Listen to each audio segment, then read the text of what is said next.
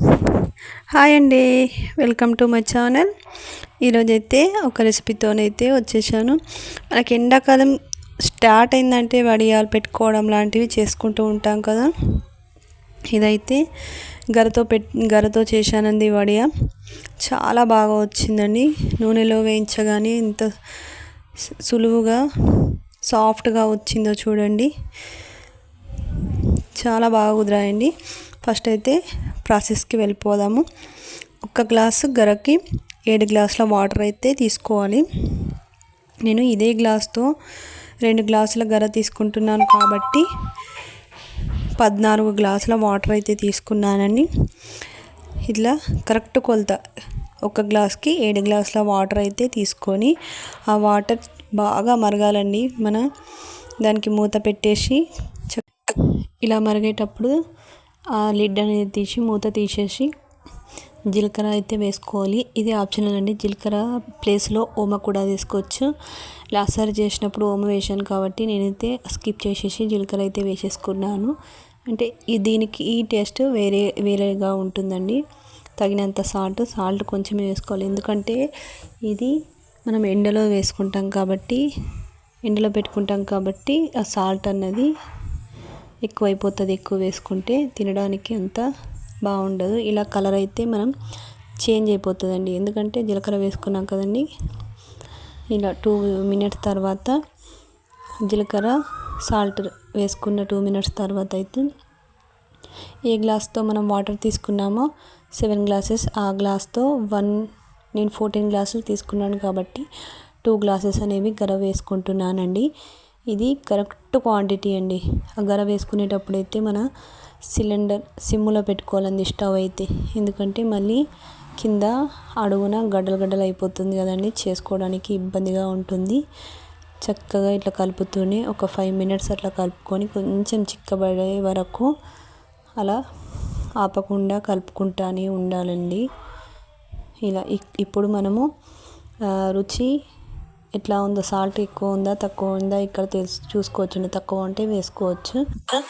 ఒక్క 2 or 3 minutes ఇలా పెట్టుకొని తర్వాత అయితే సిలిండర్ ఆఫ్ చేసుకోవాలండి.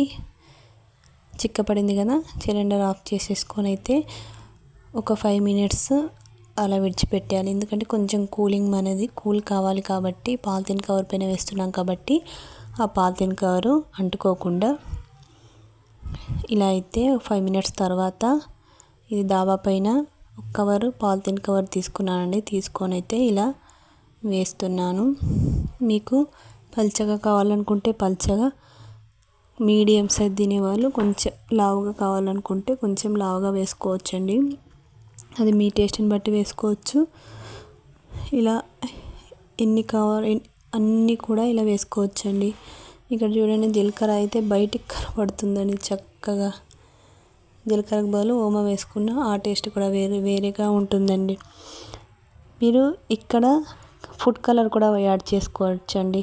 మీ ఇష్టానుసారమైన ఏ ఫుడ్ కలర్ అయినా ఇప్పుడైనా యాడ్ చేసేసుకొని పాపడాలు అయితే వేసేసుకోవచ్చు. పిల్లలు ఇష్టంగా తింటారు కదండి, కలర్ అనుకుంటా. అలా అయితే వేసుకోవచ్చు. ఇవైతే పప్పులోకి కానీ సాంబార్ చేసుకుంటాం కదండి, అప్పుడైతే సైడ్ డిష్గా చాలా టేస్టీగా ఉంటాయండి. మేమైతే ఊరికే స్నాక్స్ లాగా ఇవి ఫ్రై చేసుకొని అయితే తినేస్తాము. చక్కగా వస్తాయండి, హెల్త్కి హెల్తీ. బయటవి పిల్లలకు పెట్టకుండా ఇలా అయితే ట్రై చేయండి, చక్కగా వచ్చేస్తాయండి. ఇందులో ఫుడ్ కలర్ కూడా యాడ్ చేసేసి పెట్టేస్తే పిల్లలు కలర్ఫుల్గా ఉండటం చూసి కూడా తినేస్తారు. రైస్లో కానీ ఎందులో అయినా తినేస్తారండి. బయట నుంచి తెచ్చే వడియాల కంటే మనం పెట్టుకొని తినే వడియాలు చాలా హెల్త్కి మంచిదండి. ఇలా బయట నుంచి కొనుక్కునే వాళ్ళు కొంచెము రిస్క్ తీసుకొని ఇలా పెట్టుకుంటే హెల్త్ కొంచెం రిస్క్ కాదనుకుంటే మన ఇంట్లో మనకు అవసరమైనవి చేసుకోవచ్చు. పిల్లలకు కూడా హెల్తీగా ఉంటాయి కదండి. బయట దేంతో రెడీ చేస్తారో తెలియదు కదండి. ఇలా అయితే ట్రై చేయండి. ఇదైతే ఈవినింగ్ అండి. ఈవినింగ్ ఇలా చక్కగా ఆరిపోయాయండి. ఎండ చక్కగా బాగా కొడుతుంది కదా, ఈవినింగ్ వరకు ఇలా ఆరిపోయాయి. ఎంత చక్కగా వచ్చిందో కదండి. మీకు నచ్చితే లైక్ చేయండి, షేర్ చేయండి, సబ్స్క్రైబ్ చేయండి. ఒకసారి ట్రై చేయండి ఫ్రెండ్స్. కలర్ కూడా ఫుడ్ కలర్ వేస్తే ఇంకా చక్కగా కనపడతాయండి పిల్లలకైతే. ఓకేనా ఫ్రెండ్స్, బాయ్.